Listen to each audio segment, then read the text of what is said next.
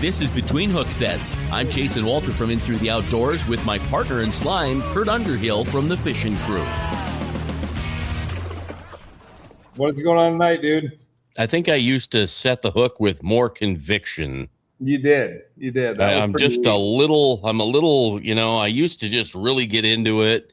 I'm sitting on a stool, my chair from the basement in Volga. I could lay back in that thing and let her rip and not tip over. I'm going to tip over if I'm not careful here. You know what I'm saying? I haven't had anything to drink like Mr. Brakss there. Yeah. So, well, we're gonna get into a good night tonight. So we got Sean Brakss and live from the water, Paul Steffen. So it's going to be a fun night to talk Gov Cup. A lot of people who don't know, who live under a rock, Sean's dad started it and Sean ran it for a lot of years, and Paulie has fished it for a lot of years. So we'll bring Paulie in live from the water. He said he would do it, but he wasn't quitting pre-fishing because it's been that good. How we doing tonight, Paul? Doing good. Kind of hoping the wind goes down a little bit, but yeah, it's fine. Yeah. So, Gov Cup's this coming weekend. Paul, you're out. Sean, you've been out. Like I said, we're not really going to get into bite, talk more history, Gov Cup, all the different things that revolve around the Gov Cup, why it's so special. But what's the bite like? You guide on the water, so you spend most days. I talked to you the one day, and you said I took a day off just to recoup myself. But what's the bite been like on the southern end of Lake Oahe so far this year? So it started off first part of June. The bite was phenomenal back in the Cheyenne. It was awesome. And about June 15th, maybe June 20th, it's just kind of shut down. We got super tough. About 2-week window there. I'm going to say probably the 4th and 5th. It just started getting a little bit better. And the bite's actually pretty good right now. Pulling bouncers, worms and bouncers have been pretty good bites. You just go run through some schools and find the active ones to go, but you hit enough spots, you're going to get some fish to go. But that had jig and bite though. I don't know. Jig and bite's pretty brutal. I throw a jig and wrap all year when I'm guiding, but off the side when I'm doing it. But it hasn't really produced this year for some reason. Yeah, it's been I have a theory, and maybe I'm completely wrong, but I think these fish are conditioned to it, and maybe this erratic jumping of a bait needs to turn into more of a finesse. I don't know. This is just being a keyboard warrior, sitting on the sidelines watching all the stuff I watch Jaden Wendell out and, bait and knock, tap the back of his rod to get a fish to bite. I'm like, what is he doing? And it was working, from what we're used to doing this, and now all of a sudden you're just tapping a rod. It's kind of interesting, and you spend a lot of time on the water. What's your thoughts on the jig and wrap erratic bite situation? Oh, 100%. I agree 100% that the jig and wrap, that thing. When this thing first came out, I didn't care. You popped in a pot of fish, you're going to catch majority of that pot of fish. Every school, you're going to catch 2 to 4 fish out of it when this thing first started going on. And every year, it's a little bit worse. And a little bit worse. It is. It's just so many people are doing it. Fish are getting conditioned to it. And especially on a week like this when there's 175 boats, and I'm going to say 150 of them are doing it. Yeah. So every fish on the system is seeing this multiple times. Yeah. Yeah. And Sean, what do you think about jig? Do you own a jig and wrap? I do not. I do not own a jigging wrap. You can't pull in the bottom bouncer, so you don't have one. Oh, you can pull a jigging wrap behind a bouncer. It's just going to pull up half the bottom of the lake. It's worth a shot. So, right. Just so we don't run out of time with Paulie, because he's got to get back to practicing, and we're going to run out of light with him. But Paulie, Gov Cup, how many years have you been competing in the Gov Cup? Well, that's a good thought. I should have thought about that before hopping on here. But I believe the first time fishing it was with my dad was probably when I was 12 years old. I'm going to say it. I am 42 now, so it's been 30 years. And there's a few years there in the beginning years that, I obviously never fished. We fished one, we wouldn't, but for the most part, fished majority of them the past 30 years. Yeah, and I know you jumped in. You there for a while. You were fishing with Willie and buddies, and now you and Dad have been after it. And you've got the father-son thing a few times, but that final victory, you're always right there. But it just seems that's just a slight out of reach so far for you. Why don't you just That's hard one. My best finish is a third place finish, but I've had third through 10th, all of them, but I've never had second or never had a first. So, but I mean, it's still so. You like I said, you've traveled around the country and fished. You fished FLWs back in the day. You fished MWCs. I mean, you were at the time you were the only guy ever to win 3 consecutive events. On the same body of water for MWC on Cass Lake. You've won championships. What's the Gov Cup compared to those events to you? It's on the list. I'll promise you that. It's been on the list way too long. But I mean, it'd be such an honor. It would be fun to get one of these, and I'm gonna get one of these years. It might not be with Dad. It might be with Waylon. It might be with Stratton. It might be with Sis. I don't know, but I'm gonna hopefully one of these days get one with them. So I think your best shots was Sis. He's a little baby lucky about. So I mean, she's about 4 right now, right? Going to fish all those other events. 5. I think she's 5, right? She's 6. 6. Okay. Going to fish all the other events you fish, what makes the Govs Cup so special to you? And I mean, this thing has grown over the years. It's been big. It's been small. It's big again. What do you think the Gov Cup draw is to you? It's just honestly the best anglers in our state fish this event, and it's community. Everyone's there's a lot of family, community, friends that are there that. It's just a great time to be with everybody. It's just get together. It's just not about the tournament itself, but like the pre-fish and then hanging out with friends after pre-fish and, because everyone stays right out here locally. So you see a lot of people. So that's probably the most thing is just the atmosphere of it, I talked to so many people throughout the year, and over the years, I've had people call me and say, I've never fished a tournament. I want to fish one. And I always say, well, the Gov Cup is probably the most competitive one you're ever going to fish, but it's the best one you're ever going to fish. There's something different about it. I can't explain it other than it's like a fisherman's family reunion. At the rules meeting, I watch all you guys walk up to people that you haven't seen in a year, and it's like the family reunion every year for fishermen. I probably can't explain it perfectly, but I can explain it like this: it's Pauly, and a lot of people like Pauly, embodies what the South Dakota Governor's Cup is. So he started fishing it with his dad when he was 12. I mean, I grew up around Pauly. I've known Pauly. We've known each other all of our lives. The fact that he was out there fishing when he was 12 and getting into the Governor's Cup and fishing with his friends, going back and fishing with his dad again and doing all those things and doing the father and son and making it this event that's what makes it special.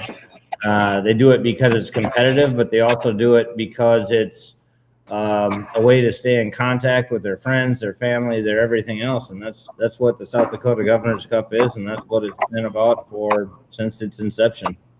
So I've been on the F&G, right? It's only been 4 years, 48, right?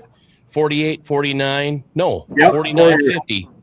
51, 52, because this is the 52nd. So here's from the outside looking in, and I never hear anybody say this word, but tradition, right there. There it is, Sherry. Boom. Tradition. Yeah. Yeah, I mean, it's amazing that is what it is. It is tradition for many people, right? Because there are very few that have only fished this once. You have a few here and there, but out of the 200 that are there every year, I bet there's 125 that have done it multiple years, year after year. Maybe the number's is a taller number. Maybe it's more like 140 or 50. Yeah, I mean, there's a lot of them, but there's some new ones, and there's also some of them. Like for example, this year there's a friend of mine that I know from up in the Watertown area, and good fisherman, great outdoorsman, avid hunter, all of those kind of things. And he's never fished the Governor's Cup, and he said, "This is on my bucket list. I want to do it," and he's coming this year. So I told him, "I'm glad that it's on your bucket list. I want you to do it. I'm glad that you got in, but I think that you'll find yourself doing it. It's not a bucket list. You'll do it again, and you'll do it again, and you'll do it again, because the amount of competition and the fun that you have here, it's friendly competition. Everybody wants to win, but at the same time, so many of these people respect each other and they cheer each other on. So when somebody doesn't have a good year and their buddies have a great year, or there's a lot of people out there rooting for Paulie, he needs all the help he can get as far as there's a lot of people rooting for Paulie to win it because he's a great fisherman, and they all know that he deserves it, but it's not that easy, and nobody knows it better than Paulie. Yeah, I mean, and even just how the you guys talked about this on all your shows, but just the technology and staying above that curve and learning everything. And a bunch of these kids like Bo and these young kids are coming in here. I mean, they're all salty. They understand these electronics, and they know exactly what it looks like and how to dial it in. Like I'm still trying to figure out how to get mine dialed in, and these kids do it in 2 seconds. That's why I think you need sis. Yeah. Yeah. I need someone younger than my dad for sure. That's guaranteed. I'm the youngest one of the team. I'm in trouble. I talked to Paulie this morning as he was rigging up an active target on Larry's boat that the graph and the pole and everything is worth more than the boat. Just so Waylon could run it. Not so Larry could run it. Just so how old is Waylon now? 10? No. Waylon's almost 11, probably 10, 11. Yeah, 11. Yep. Yeah. So Waylon could run, not because Larry could run it, like just so Waylon could run it. By the way, I don't know if you know this, Paul, but I did talk to some of your family members today, and apparently Larry somehow made it all the way to Snake. Well, that's good. At least he knows he can get that far in the Governor's Cup now. I talked to Larry last night, and he said he was fishing with the boys, Waylon and Rhett. And I said, he goes, "Yeah, we went to Okoboji, and there's no walleyes in there." And I'm like, "Okay, what was last?" He goes, "I just wanted to go there and make sure my boat ran." I said, "When was the last time you made your boat out?" He goes, "Last year at the Gov Cup." Kurt's got it lined up. He's got a Paul boat to film Larry and Waylon, but this is mostly for safety reasons. So I don't want to lose some of these comments here. Easton wants to know, why is the bite so tough? He's thrown everything other than paddlefish rigs on my scope the last few days. I'm telling you, the scope and stuff, I don't know. It's pretty brutal. But we all know that if you want to consistently come in with 2 big fish, you're gonna have to drive around, find 2 big ones, or just find big ones to throw at them. The more big fish you can throw at, the better your odds of having 2 of them to bite. Now, like I said, pulling bouncers, you can pull the bouncers. There's an incredible bouncer bite going on right now. But you're gonna catch, your slots and small overs and possibly a big one by luck, And that's the thing. I always get the crap around town that the Wahi did the Gov Cup flip. I think it did it before the Gov Cup started this year. 100%. I think the heat got us. We went from, a week ago, what were you seeing for water temp? And now you're seeing in the high, 70s. You saw 80 today. Yeah, 61, 62. 61 and 62 a week and a half ago. Oh, yeah, okay. All right. I was going to say today. You said 74 today? Yeah, right now we're sitting at 74. So how about this? Are these fish really that hungry? Because the when we flayed fish 3 weeks ago, There was nothing in their gut. It was just the white fat and an empty gut, and they've been eating and eating and eating. Are they full and taking a break? Is that part of it? No, I mean they're full. They're always full. There's so much bait out here that they don't need to eat. You know, we catch them off guard with the worm, or we catch them off guard with whatever. You know, so they really don't need to eat. I mean, it's like, yeah. I mean, you see the condition of them, how healthy they are. Yeah.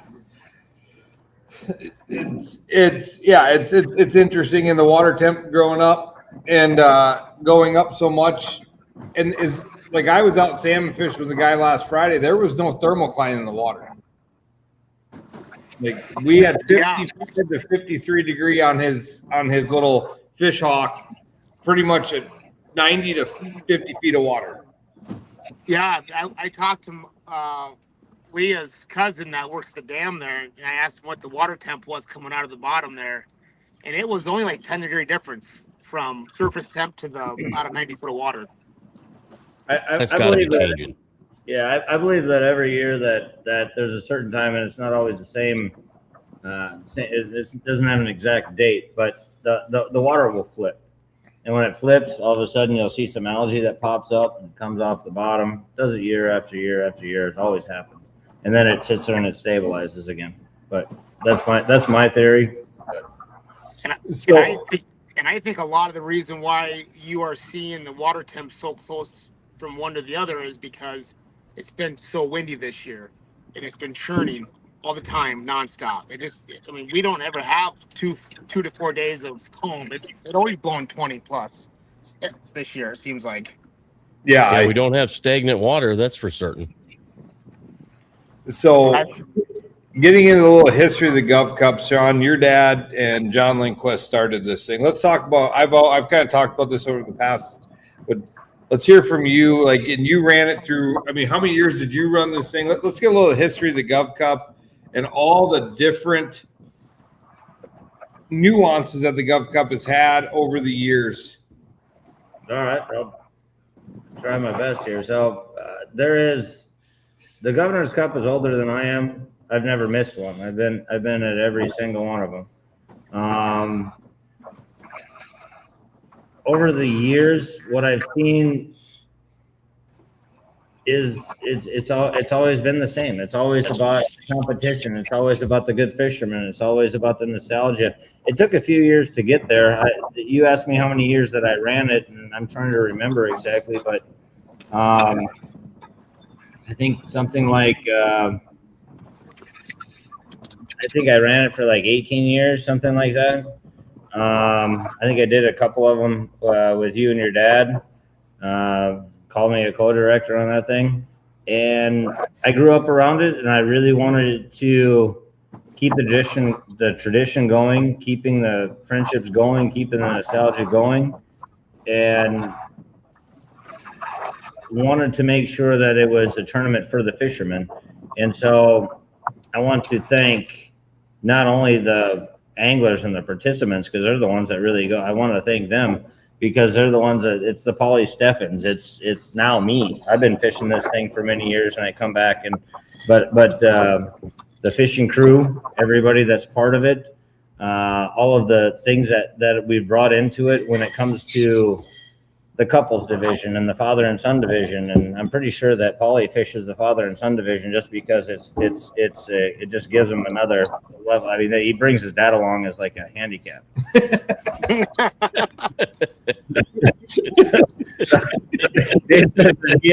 I asked him, Dave, do you ever have any input of where you're going to go or what you're going to do? Nope.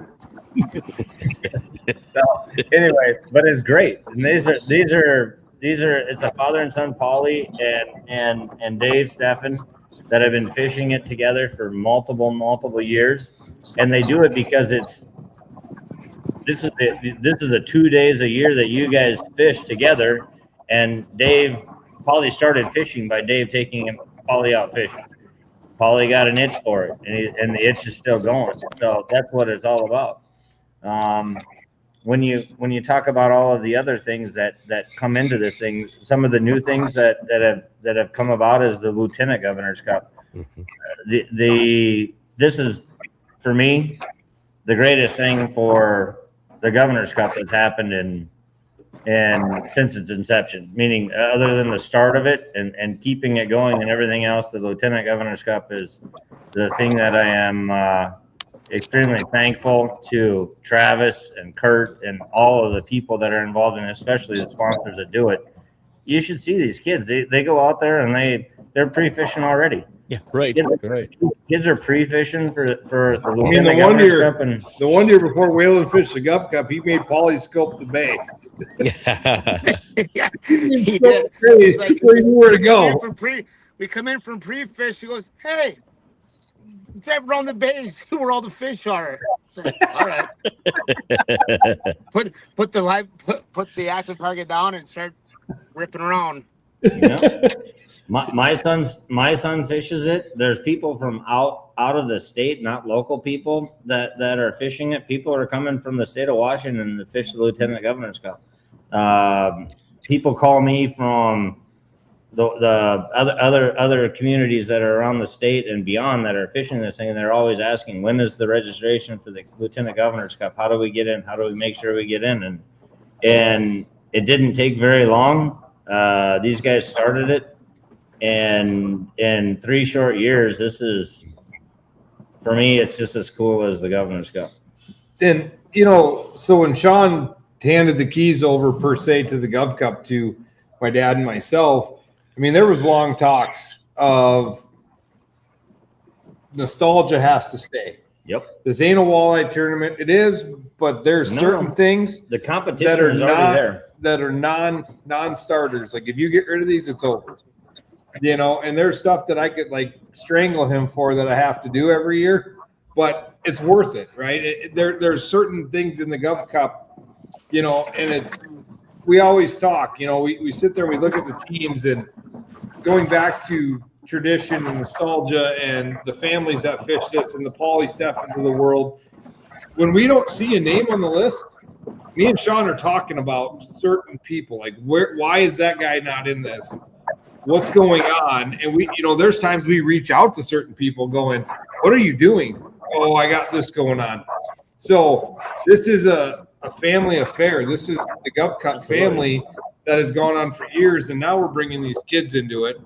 Yeah. And I love nothing more to watch, Sean's kids and Paulie's kids and Paulie's nieces and nephews. And, I was talking to Paulie, he's like, yeah, my sister-in-law signed up all the kids, just to make sure they were there, It's 150 kids. 150 kids. 150 kids, and they're doing their dangest to try to get into it and enter it, and the amount of sponsorship that this event has that gives these kids a little bit of everything. You are a huge part of it. Travis is a huge part of it. I kind of float around the edges a little bit, but for the most part, this is something that is just kind of like what the father and son division is in the Governor's Cup. That's how I'm feeling about the Lieutenant Governor's Cup. So we talk a little bit about how the Lieutenant Governor's Cup is new. Let's go back to the old days when, when this thing first started, in 1974 on Lake Sharp, 50 teams only. And then it kind of went on, and then kind of moved up. When did the father-son, when did the couples, when did the Viagra, when did all these divisions kind of start happening? Well, did that start? That didn't start year one, I'm guessing. No, it didn't, and I don't think it started. I think that it started kind of with the father and son thing. The father and son thing probably began sometime in the. If I were to take a stab at it, probably sometime in like the late '80s, that kind of thing. And it was just something that was, why not, kind of deal. And then I started running it. I brought in those divisions and made sure that they were permanent and stayed, and the Viagra division, the couples division. And then you've added on to it. You have the military division now and all of those other kind of things. Not just the military, but military and law enforcement. That's awesome deal. The plaques and the trophies that you have for that this year that you showed me. So if you're standing still, then you're not moving forward, and if you're not moving forward, then you die. So you always have to look for things that people are interested in. I want to thank the Olivier family tremendously for all of the stuff that they do for the father and son division. Wow. But this is what it's all about. So it has become more than just a tournament. It's become something that people go to in order to not only see their friends, hang out with their friends, but remember friends. So that's it. Well, and that's it. You know, we have the Fran Keller Memorial. We have the your dad's memorial, the John Brakss division. We have the That's Mike Fahey. we have all these different divisions, and it's unfortunate we lose people. We have, you know, the fallen angler and honor my dad. It's life. We lose people. We hate to lose them, but these are some of probably the best best times these people that are past get recognized by possibly community that doesn't, you know, most people know the people we talk about when we do this, but you know, there's people that didn't know who Jack Ellenbecker was, and they're going to walk away with Jack Ellenbecker rods. And maybe there's a lot of people that are in the tournament today that may not, but if anybody fished the Governor's Cup more than once, and Jack Ellenbecker and the Ellenbecker, Jim Ellenbecker, those guys, they were some of the pioneers of the Governor's Cup, meaning I think that they were some of the first. They were the people that were, I'm not sure, but I think that they made second annual, that kind of thing. And they ended up fishing that thing all the way until they know.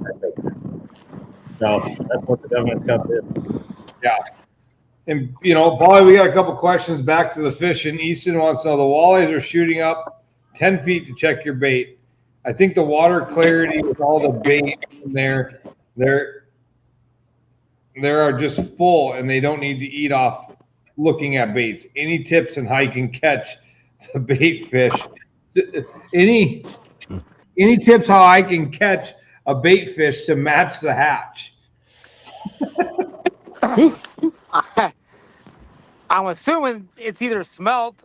I mean, as we all know, it's either smelt or lake herring or gizzard shad that they're eating down there. More likely, probably smelt. Try to, you know, I've been trying to match baits. It still don't work. And but it's the same thing. I see that same thing. You get to a fish, and I'll drop on it, and he'll go shooting away as fast as he can. And the next fish will come up there, and it'll rip over there as fast as it can. I'm like, heart starts beating. I'm like, all right, this thing is gonna go down. It's gonna hit, and it just, gets right nose up to it, and just turns around and leaves. I had one earlier today, did it 3 times, and I'd give it a little twitch, and rip back over. And then he'd look at it, and then he'd leave. And I know it was a walleye. I mean, that one was definitely it was a big one. It was an 8-10 pounder. And I don't get it. I mean, you think you can trick a few of them to bite that way, but they don't. I don't quite understand why they're not tracking that. So I wish I could help you. I wish I could help him, but I can't even help myself. Well, my question for Paulie right now is that we've been talking for a while, and I haven't seen you catch anything.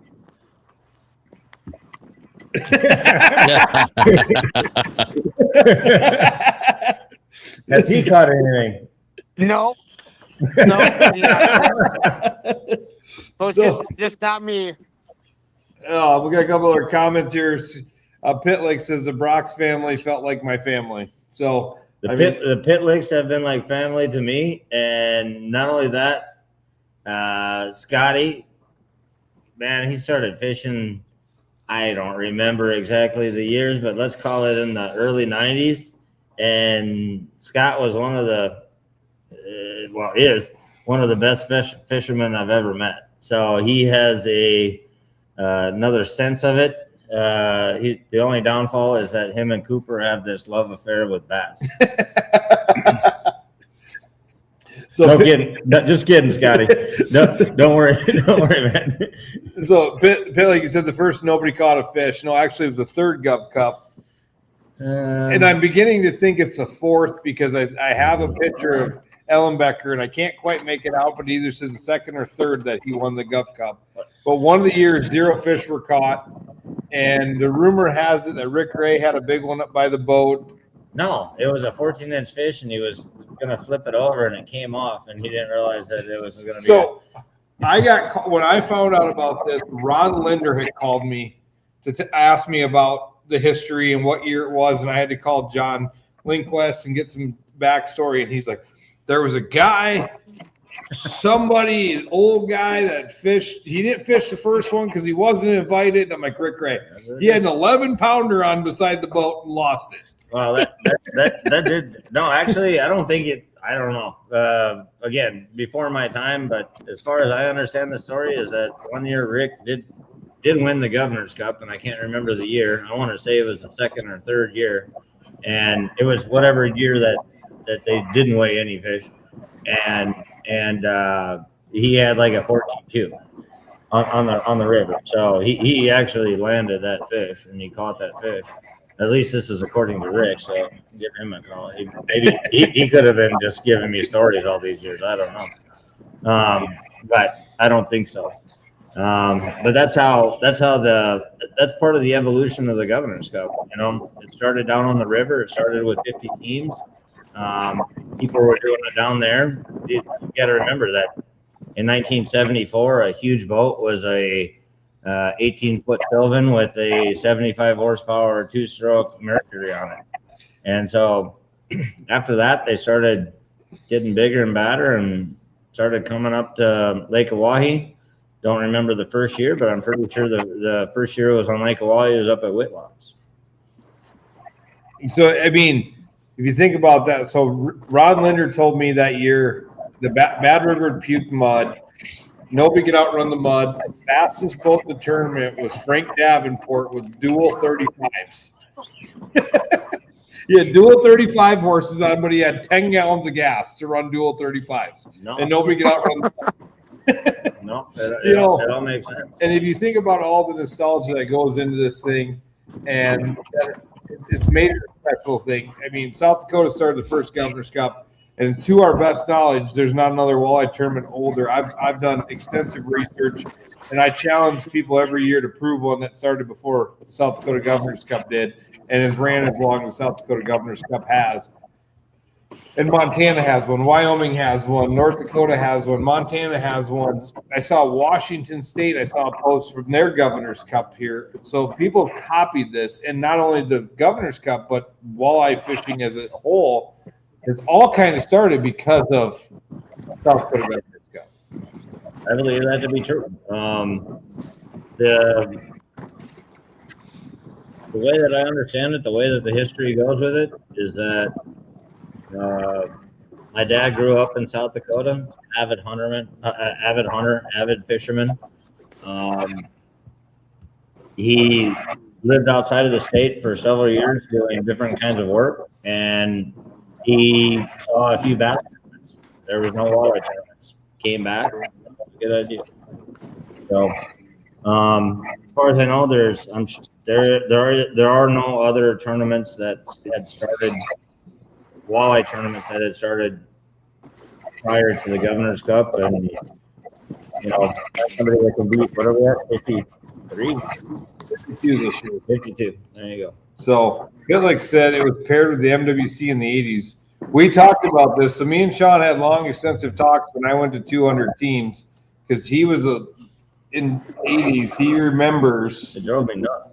250 teams in the Gov Cup. It was 250 teams in the Governor's Cup because the Governor's Cup was it was either a qualifying event for the MWC, or else it was the MWC, also the MWC championship. I think it was in 1987, something like that. So I can't remember the year specifically, and I wasn't that old at the time, but I remember that Russ Backus was the MWC champion in 1987. Now, I don't know if that was the same year as the Governor's Cup. Pitlick might know. Hey, Bo says, Paul, go inside. What he say? Well, he said, Paul, go inside. Go inside. I am kind of getting a little sun delusional here. Our boy Felby says the trick to the weekend is going to be frogs. 90 foot of water be the ticket with the heat. And so Pitlick just put an 8 fish limit. I mean, I talked to Brad Taylor. He said they had 100 and some pounds to win the Gov Cup, but it was a big fish. I can't remember how many fish he said they weighed in. It was, I think the largest weight that I recall, it was like 107, 110 pounds or something like that, but it was an 8 fish limit, no slots. And I want to say it was in 1983. I think he said 85. There you go. Because he said, I think they won it in 85, and then in 95 they won it again with like a third of the weight. That doesn't surprise me. But no, I mean, there was for a lot of years there were 8 fish limits out here and they were catching, here, figure it out, 16 fish, 110 pounds. So, yeah, I mean, like Bo last year had the biggest bag we've ever weighed on a slot tournament, but there was 100+ pound bags, but that was 8 fish, no slot, and not the technology we had today. No. Well, those are some of the things that I'd like to touch on real quick, if you don't mind. Yeah, absolutely. So, people talk about a lot about the technology in the fishing industry that is today. They talk a lot about the live scopes, all those things. Some people are in favor of it, some people are against it. But just if you go back to my short history, I grew up on flashers. This is what our family could afford, and this is what we had. Did they have graphs? Yes, and those kind of things. Sure, you bet. Then they came out with paper graphs, and then they came out with depth finders with graphs and digital and all those kind of things. So everything evolves. One of my favorite stories, Rick Ray, for an example, is that he was one of maybe the first people that put a trolling motor on the bow of a boat. And the way that he got the transducer from the depth finder was to take a big hose clamp and he wrapped it on the head of the trolling motor and he put it to the front of the boat. Everybody criticized him, kept making fun of him. He's like, "Why are you doing that?" And his answer was that if God wanted you to go backwards, you put a point on both ends of the boat.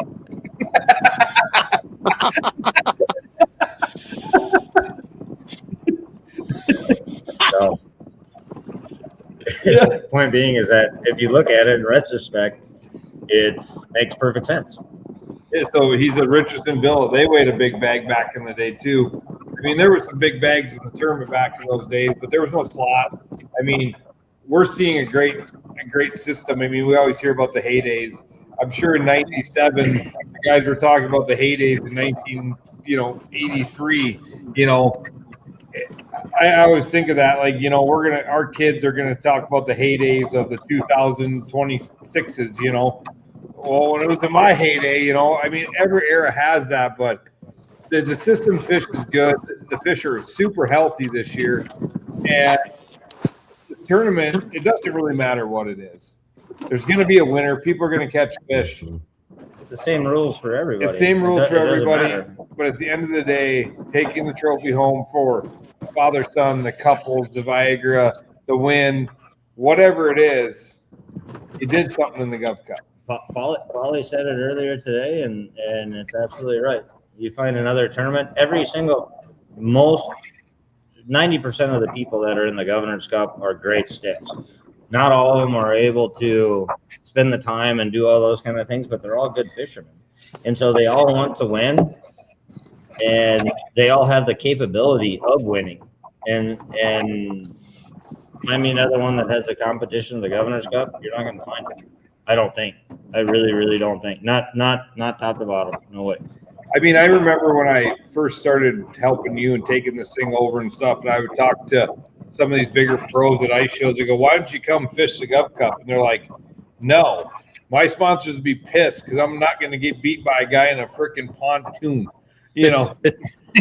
Well, but that goes to be said without other things. I've known people that are in the Governor's Cup that were in the Governor's Cup for years and have done really well at the Governor's Cup, and then all of a sudden get sponsors and come back and they're not able to quite duplicate it. Fishing isn't that easy. You just because that it's just not. There's a little bit of there's a ton of skill. There's a little bit of luck. There's a lot of memory, and there's a lot of trying to figure out the situation of where you're going to go and how you're going to do it. And you can win the Governor's Cup. Hats off to whoever does it, because it's not a cakewalk. And if you think about that, in the history of the 52 years, we got McCumsey with 5 victories. You know, we have Dave Spade with 4. Well, a lot of these guys have won. You know, Christian Dewey 4. We have multiple guys that have won multiple years over the years. Well, we got some tracks that Paul here. Let's get into these. Heater says, Paul, $50. I won't tell anybody where you hammered them at yesterday. And Brady. By the way, I'd pay him. He's not joking. I'm sure, Brady, this is more, you've texted more than you've talked in the last 6 months. Right there in that one sentence. Paul's still in the water because he didn't get off the water till, yeah. It was pretty close to that, but after by the time I got my boat ready and Larry's boat ready, then Dad's boat wasn't working. It was still not working. And there goes. And there he goes. Well, you know, there's one common denominator every year, and it's the walleye. Walleye will keep everybody honest. Yeah. Absolutely. You know, and I mean, Sean, just think the foresight. I knew your dad a little bit. Obviously, nothing like you did, but did he ever think that this would be sitting here 52 years later?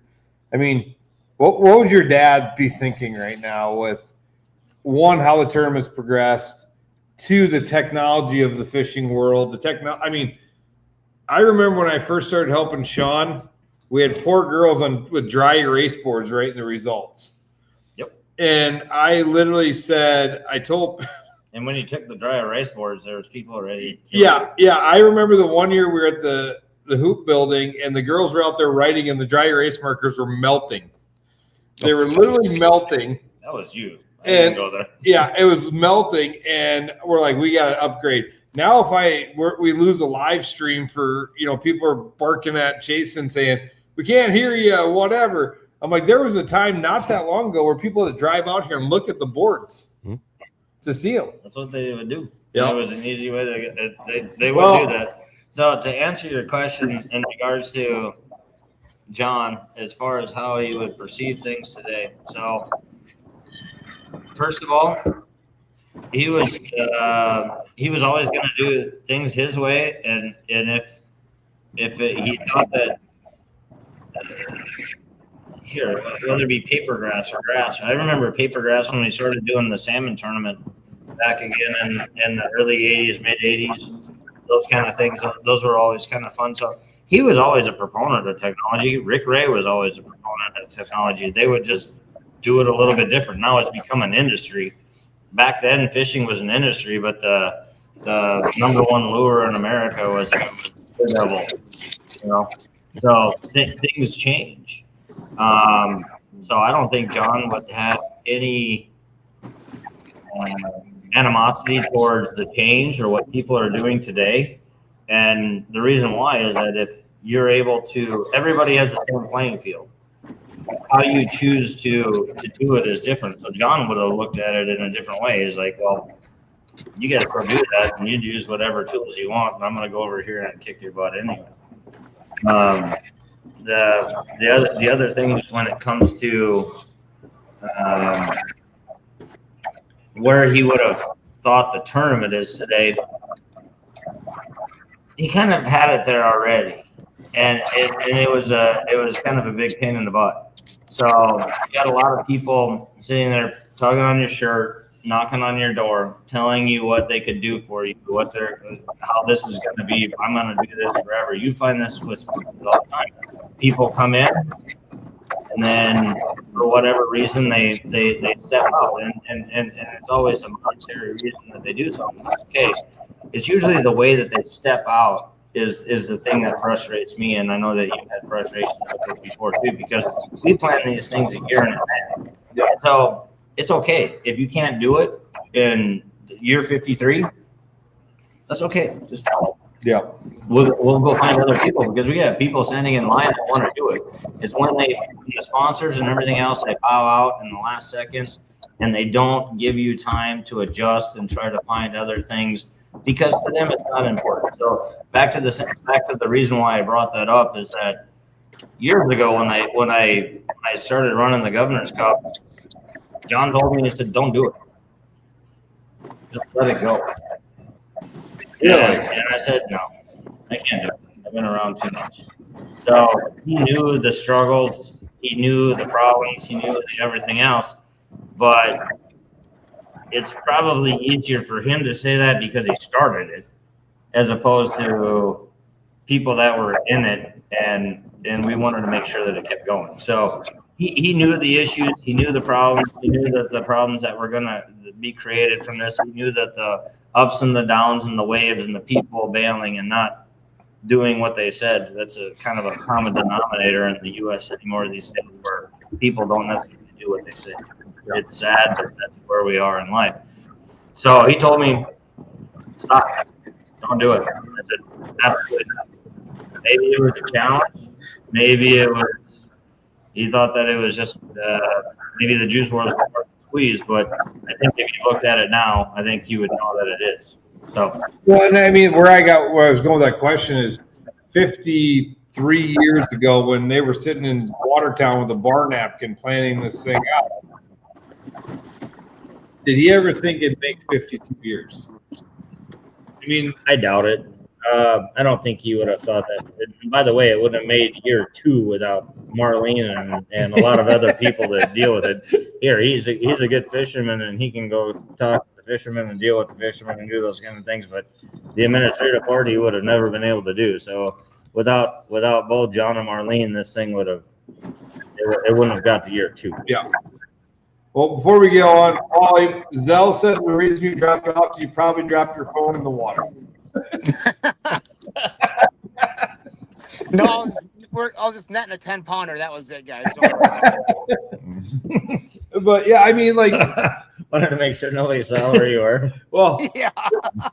we're I'm gonna give you a little setup because I'm gonna let Paulie go, and we're gonna get back into more Gov Cup history so Paulie can continue to use the last few hours of light because he'll be back in with the boat lights on. If you haven't figured it out, You gotta fight him first. We always ask our guests this, and I want to ask you this. It's going to set you up for the end of the show. Your Mount Rushmore. Who would you fit? Who, if you could pick one day to go with anybody, alive, passed away, dream, who would be your 4 people you go on that boat with tomorrow? If you could have one day with them, who would the 4 be? Ooh, that's a good one. I'm gonna go with Tommy Scarlett. That's one of them. I've competed against him, became great friends with Tommy. Never shared a boat with Tommy, but that guy was a wealth of information. He was very good at what he did. Second to be Bo Schilling, so I could teach me how to run this shit because I'm too old.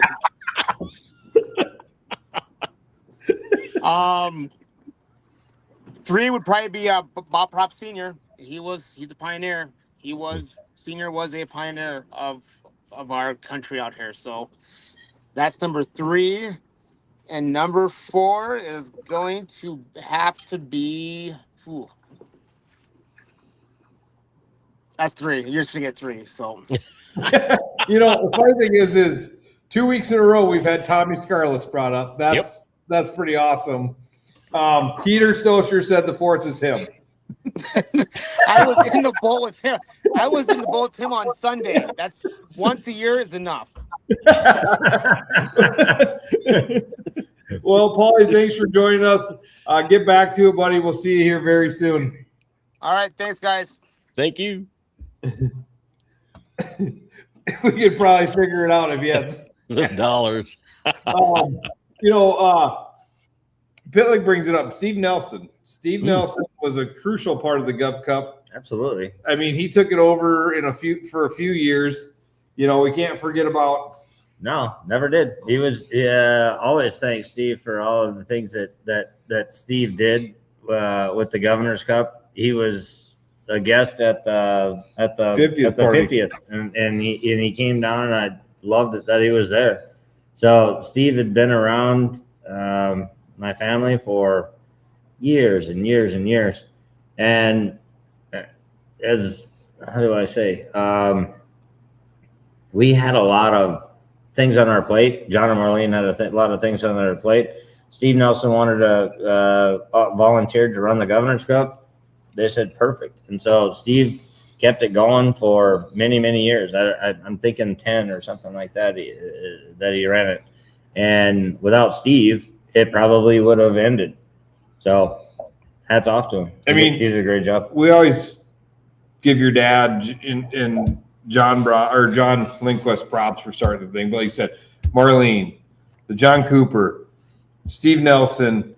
I mean, the hand and it's an army, buddy. It's an army. I'm just talking about directors or people who were the spear of the tip of the spear. What about the volunteers over the years? Good grief! I mean, we've had you had numerous volunteers. We have numerous volunteers. I mean, it went from a group of volunteers that I inherited from you. Now they're starting to fish, and now I bring my new ones in. This thing is a family event all the way around. No, absolutely. I mean, the amount of volunteer I had when it goes back to technology, and it goes back to the things that you're able to do with a little bit more efficiency. Here, I mean, I was the first one that put things onto a spreadsheet. Before that, it was you had a carbon copy of multiple different tickets, and you'd have to bring them in, and you'd hand this thing here, and somebody would write it down. And this is how the board was coming. So it was crazy. So with my volunteer help, when I was running the tournament, and I didn't adjust too much, but I'd have 15, 20 people that would help out, whether it be boat checks or whether it be writing on the board or taking weigh slips or bumping fish or doing all those kind of things. I mean, that thing just went on for, again, I'm a guy that just tried to organize the circus. The reality is that the circus was only capable of keeping going because of the people that just donated their time, wanted it to keep going. I mean, back in the day, Bob and Sarah Hartford would put their sailboat out to check people in at the end of the day. That's absolutely true. I mean, all the people. That's how I got involved in the Gov Cup. We were in ICAST in Florida, and Sean's like, "You're going to come back and help." And we're like, okay. So we flew back in on a Saturday night, and he goes, "You're boat checking tomorrow." And I go, "I don't got a boat." And you're like, "You're using this one." And I'm like, "You're going with Willie Glow." And Willie goes, "You're driving the boat. It's not mine." And I'm like, "I don't know who owns the boat, but whatever." I'm not sure either. I mean, Sean's like, "You're going boat checking tomorrow with Willie." And Willie's like, "I'm not driving this boat. I don't own it." And I'm like, "I guess we got to go boat checking," But it's Chasen, what he's added to the Gov Cup. It's Nate, it's Zach, it's my wife, it's Carla, it's a whole family that shows up. Travis. Travis Stout with the Lieutenant Governor's Cup, and the Steffen family that kept this thing running for years. Larry was there just to confiscate beer. And Q showing up. Oh yeah, I forgot about Q. So Q, people can't see is our buddy Q sitting over here, and he's fished it for quite some time now, but he started as a volunteer. So it's it's a family thing. At the end of the day, I always tell everybody it's a family reunion. If I remember right, I think Q would come out with his wife Tony early in their marriage. He'd help out volunteering. John didn't want to fish and John would take Quentin and Tony out fishing, if I remember right. So, and meanwhile, John would, sometimes he'd fish it, sometimes he wouldn't. You never knew. But I mean, I tell people that come one time, be social. You're going to leave with friends for a lifetime out of this thing. There's people that we've met because of this, and we talked to because of this Governor's Cup. and you see that with other tournaments, but it's not what this one is. And, I'm biased. I think it's the best tournament in the country. You're biased because, we put our heart and soul into this thing for many, many years and many, many years to come. I mean, Sean gave me the keys to this castle years ago, but he's still he's my top advisor. I call him. I mean, if I think something crazy and he puts me back into place, or he tells me it's stupid, or he tells me that's a great idea, No, what I tell everybody else is that I got to go feed Kurt oxygen.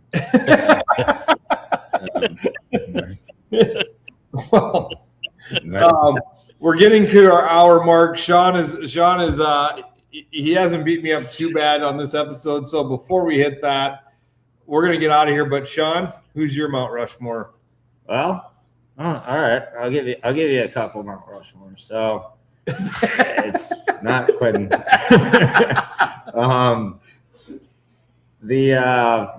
The guys that I would like to fish with, I'm pretty lucky. I fish with most of them, and so we go with the John Braxes, the Rick Rays, Russ Backus, the guys that kind of started everything that the Missouri. I mean, they started with the Missouri River Pro Guys Association, and there was half a dozen, and they were good.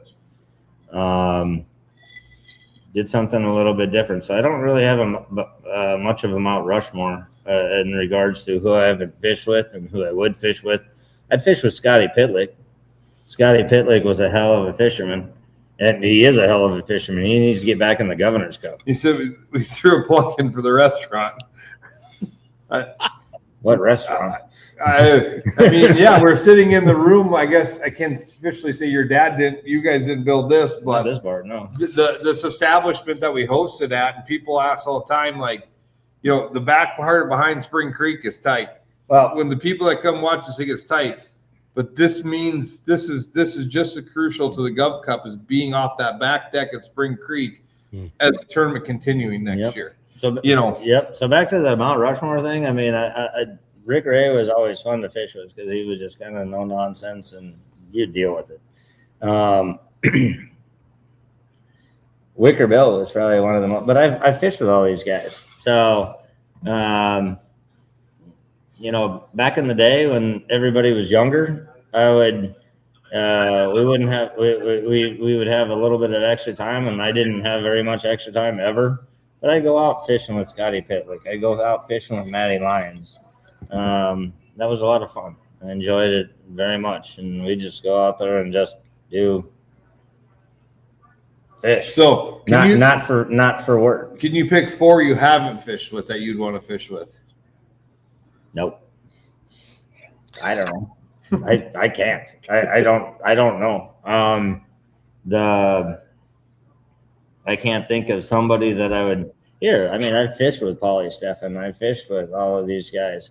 I'm not much of a live scoper, so going out with these guys, I guarantee you they could teach me how to do it, but I'm not going to take the time to learn it. I want to go out and enjoy what I do, and I'm fishing with Q and Mark and my partner in the Governor's Cup, Troy Engstrom, and we have a really good time. Sometimes we do good, sometimes we do not so good. So I know I've got a few. I don't know. I've got several top 20s, and I think the highest I got was 4th. And we do our thing, and I'd put a bet out there that very few people have more fun than you and Troy. Well, I guarantee you that we'd never get sad.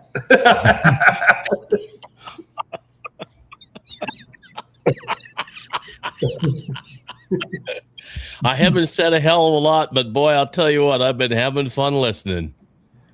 I can't believe you didn't say your Mount Rushmore's fishing with Chasen Walters. Yeah, right. Yeah, there's a waste of time. Day in the boat with Sean. It was fun, but I mean, Gov Cup this weekend, guys. We appreciate Sean and Paulie for taking time out of his practice. Sean I had to cattle prod him and told him somebody else was coming on. So I thank you, Paulie, for showing up. And Yeah, I want to thank. He says he's listening. He's waiting for you to say him. Yeah, keep listening. Even Q laughed at that. Heater, you people know you. No, I want to thank everybody with the Governor's Cup, the fishing crew, the Lieutenant Governor's Cup, Chasen, for doing all of the stuff that you do. It's great seeing you. It's great. I love it when you come back. All of the sponsors of the Governor's Cup that make this thing keep going and going. I've said it since the beginning, is that without the sponsorship and without the people that want to devote their time and it's become something of itself. It's its own being. The Governor's Cup is what it is, and I hope it keeps going on forever. Felix got one. Says, thanks, Sean. Best of luck. I'll be in the crowd telling him how they should have done it. Yep.